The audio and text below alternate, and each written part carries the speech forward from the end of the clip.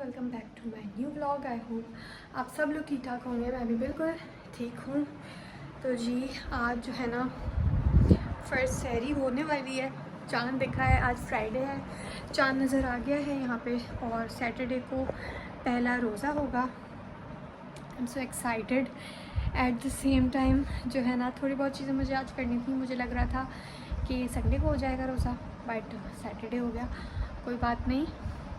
तो जी मैंने व्लॉग इसलिए स्टार्ट कर लिया, वैसे तो मुझे समझ नहीं आ रहा था कि मैं करूँ या ना करूँ, बट मैंने व्लॉग ऐसे स्टार्ट किया है कि चलो रमज़ान है तो जो भी रमज़ान से रिलेटेड सहरी है या इफ्तारी है, मैं जो है ना थोड़ी बहुत जितनी भी मुझसे हो सकेगा मैं वीडियोस रिकॉर्ड करूँगी और वो एज अ व्लॉग अपलोड कर दूँगी नेक्स्ट डे। मैं सोच तो बहुत रही हूँ, ऐसा हो सकता है कि डेली ना हो पाए, बट 2 डेज़ के बाद इस तरह से हो जाए, क्योंकि ना एडिटिंग करने में और उसको वॉइस ओवर करने में ना बहुत देर लगती है। और अगर वॉइस ओवर ना करो, अगर ऐसे करो ना तो बीच में बहुत ज़्यादा रुकावटें आती हैं। जैसे किचन के टाइम आप ज़्यादा बोलने में नहीं समझ आ रहा होता, उस सहरी के टाइम तो बिल्कुल बोलने का दिल नहीं चाहता है। तो ये मैं सोच रही थी कि अगर मैं सहरी का व्लॉग थोड़ा सा बनाती हूँ, जो भी मैं बना रही हूँ, और इफ्तारी का बनाती हूँ, तो आप लोग को आइडिया मिलेगा। और अगर आप लोग कुछ बनाते हो, जैसे अगर किसी का व्लॉग है, आप लोग सहरी में क्या बनाते हो, इफ्तारी में क्या बनाते हो, तो उससे मैं आइडिया लेती हूँ। तो उस हिसाब से ही मैं सोच रही हूँ, नथिंग मच मोर। तो यार आज फ्राइडे था, इसलिए मैंने दिन में ना बिरयानी बनाई थी। जो फ्राइडे होता है वो बिरयानी डे होता है, तो दिन में मैंने बिरयानी बनाई थी। और इसलिए ना बस मेरा दिल नहीं चाह रहा था रात में कुकिंग करने का बाकायदा, बट सहरी भी थी तो कुछ ना कुछ तो बनाना ही था। बिरयानी वैसे रखी हुई थी, बट हमारे यहाँ ये होता है कि ना ही कोई बिरयानी खाता है सहरी में, मतलब चावल नहीं खाए जाते और अंडा भी नहीं खाया जाता, तो सालन ही बनता है तकरीबन। बट सालन बनाने को मेरा दिल नहीं चाह रहा था, इसलिए फिर मेरे दिमाग में आया कि बस आलू के पराठे ही बनेंगे आज। तो उसका मैटर तो बस फटाफट बन जाता है, बस आलू बॉईल होने चाहिए। तो मैंने आलू बॉईल कर लिया, साथ ही मैंने उसमें स्पाइसेस डाल दिए, नमक, काली मिर्च और लाल मिर्च। फिर मुझे याद आया कि इसमें तो क्रश्ड जीरा धनिया भी डलता है जो कि रोस्टेड होता है, और वो मेरे पास था ही नहीं। तो मैंने बोला कि चलो अभी उसको भी रोस्ट करते हैं, क्योंकि वो तो अब रमज़ान में काम की चीज़ है, पकौड़ों में तो वो ज़रूर डलता है। साथ में ही मैंने जो है ना अनियन को काट के रख दिया सेपरेट, कि जो है वो सहरी के टाइम ही जब बनाऊंगी पराठे, जब ही अनियन को ऐड करूंगी। ऐसा नहीं हो कि फ्रिज में डालूँ ना उसको और उसका पानी वानी निकल जाए आलूओं में। बोल रहा है आजा आजा आजा आजो आजो आजो आजो। आ गया? अब इधर दे दो, ये इधर दे दो अब शराफत से। चलो। अरे अरे अरे मेरा बेटा, मेरा बेटा, मेरा गुड्डा, ऐसा नहीं होता। हटो, जाओ वो लेके आओ, अपना प्याला लेके आओ। तो ये मैंने रोस्ट करके इसका क्रश्ड भी कर दिया और इसको मैंने डाल भी दिया आलूओं में, और इसको बस मैं हरा धनिया डाल के और ये फ्रिज कर दूँगी। बस सहरी के टाइम पे इसमें अनियन डाल के और बस फिर पराठे बनाएंगे।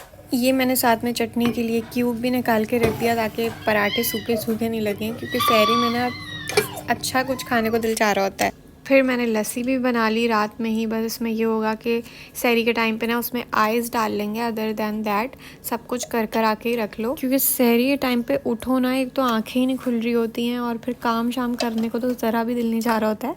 और पहले की तरह तो है नहीं कि आप जो ना सारी रात जागो और सहरी करके फिर सो।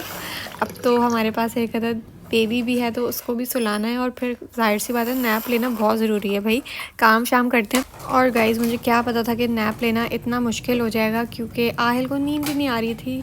बड़ी मुश्किलों से उसको लिटाया है, और जो ना बस आधे घंटे ही हमने रेस्ट किया है और वो फिर उठ गया सहरी में भी। बस फिर जल्दी से आलू के पराठे बनाए। और ये वाली ट्रिक वैसे मैं ऐसे पहले बनाती नहीं थी, एक के ऊपर एक रख के, लेकिन जो है ना उसमें जो सिंगल होता है ना उसमें आलू का फ्लेवर सही नहीं आ रहा होता, तो इसलिए मैंने बोला कि चलो इस दफ़ा ऐसे बनाते हैं। और इसमें भी कोई ख़ास नहीं आ रहा था यार, इसमें भी नॉर्मल था। मुझे चाहिए कि फुल भरा हुआ आलू हो अंदर, लेकिन फिर पराठा कैसे बनेगा, इसलिए ना मुझे आलू का पराठा ज़्यादा पसंद नहीं है। और जी फाइनली पहली सहरी हो गई हमारी आलू के पराठे और चटनी के। और मेरे बेटे साहब हमारे साथ ही सहरी करके फिर सोए हैं।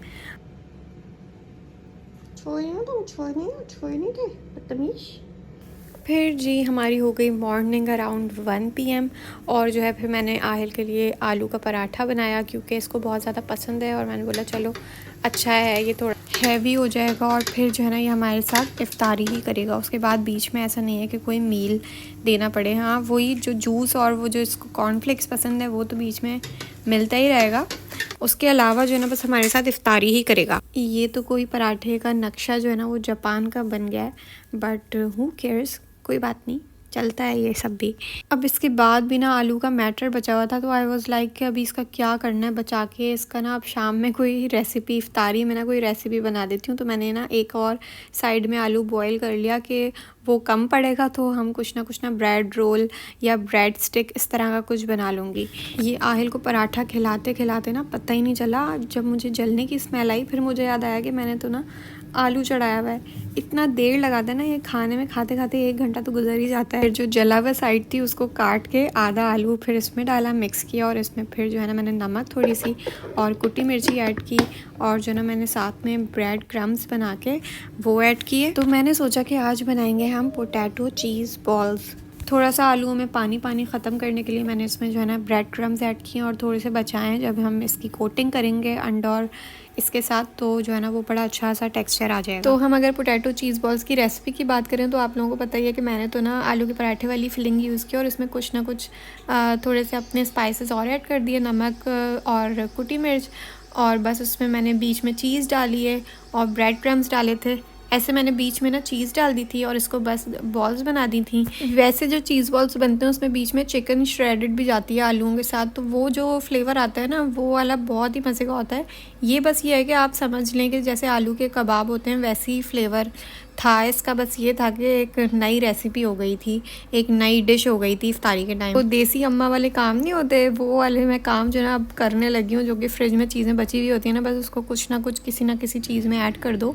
तो ये वाले काम अब मैं भी करने लगी हूँ, क्योंकि जाहिर सी बात है फ्रिज हमें जो है ना साफ़ सुथरा खाली चाहिए होता है। पुराना खाना रखा हुआ हो ना तो उसको फेंकने को दिल नहीं चाहता है, बस यही है कि उसका कुछ ना कुछ बन जाए। तो बस जो है ना मैंने अंडा फेंटा इसके कोटिंग के लिए, और बस पहले अंडे में डिप किया, फिर ब्रेड क्रम्स में डिप किया, और फिर अंडा ज़ाया नहीं हो जाए इस वजह से मैंने उसको दोबारा अंडे में डिप किया। तो ऐसे ना 5 चीज़ बॉल्स रेडी हो गए थे।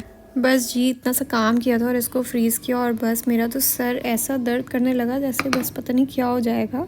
और ये देखें अंडा भी मैंने ख़त्म कर दिया था। साथ ही मैंने जो है ना इमली को सोक करके रखा चनों में डालने के लिए, और 2 मैंगो रखे हुए थे तो मैंने उसका जो है ना शेक बना के रख दिया फ्रिज में। फिर मैंने 15-20 मिनट का ब्रेक लिया जिसमें असर भी पड़ी और थोड़ा सा रेस्ट किया। उसके बाद बस 6 बज गए और बस फिर तो हबड़ दबड़ आपको पता है कि कैसी लगती है, पता ही नहीं चलता कि कैसा मगरिब हो जाती है। तो बस फिर फटाफट पहले चनों को मैंने ऑयल में फ्राई किया, साथ में इसमें इमली डाली और बस नमक मिर्च डाली, और जब मैंने बॉईल किए थे ना पहले चने तो उसी में ही ना मैंने सारे मसाले मसूले डाल दिए थे। प्याज और टमाटरों के साथ बॉईल किया था तो अच्छा सा फ्लेवर आ जाता है चनों में। ये चीज़ बॉल जो है ना थोड़ी सी ओवर कुक हो गई थी। आई थिंक इसका ना थोड़ा गुलाब जामुन वाला टेक्सचर ज़्यादा लग रहा था, और अगर इसको शीरे में डालें तो ऐसे ही लगे कि ये गुलाब जामुन है। खैर कोई बात नहीं, पहला दिन है तो गड़बड़ तो होनी है। साथ में जो है ना मैंने समोसे फ्राई किए, कीमे वाले जो मैंने बनाए हुए थे। अगर आप लोगों ने मेरा लास्ट व्लॉग देखा है तो उसमें जो है ना मैंने इसकी रेसिपी भी बताई है, कीमा इसमें जो फिलिंग है उसकी।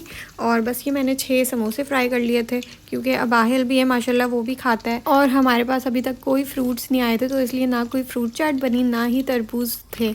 ये समोसों के साथ चटनी है और साथ में केचप वगैरह मैं रखूँगी। और चनों में ना मैंने प्याज और हरा धनिया ऐड किया था और बहुत ही मज़े के बने थे ये चने। तो ख़ास तौर से चनों में यही है कि आप जो है ना जब ऑयल में उसको हल्का सा पकाओ ना तो उसको ड्राई नहीं करो, उसमें इमली डाल के, इमली का पल्प हल्का सा डाल के और वाटर डाल दो तो जो है ना बड़े अच्छे से जूसी चने बनते हैं। बस रोज़ा ही खुल गया था, फटाफट मैंने टेबल पे लगाया और सारा जो है ना ब्राउन हो गई थी आज इफ्तारी, क्योंकि कोई फ्रूट वगैरह भी नहीं थे तो सब कुछ ही ब्राउन हो रहा था, चने भी। फिर चीज़ बॉल्स का टेक्सचर आप देखें, कलर देखें, डार्क हो गया, और समोसा का भी कलर थोड़ा सा डार्क हो गया। कोई बात नहीं, पहला दिन जो होता है ना उसमें हम मेरे साथ हमेशा ऐसे ही होता है कि या तो टाइम आगे पीछे हो जाता है या चीज़ें ना कुछ आगे पीछे हो जाती। सिर्फ ये जो एक जूस था ये येलो था, अदर देन दैट सब कुछ ब्राउन था। इवन के खजूर भी ब्राउन होती है तो ज़्यादातर सब कुछ ही ब्राउन हो गया था। तो हम इसको बोल सकते हैं कि आज हमारी थी ब्राउन इफ्तारी। और इफ्तारी के बाद की चाय हिट्स वेरी डिफरेंट, और पहले रोज़े की तो अलग ही फील हो रही होती है। खैर मैं व्लॉग को यहीं पे एंड करती हूँ, मिलती हूँ आपसे अगले व्लॉग में, तब तक के लिए bye bye, tata and take.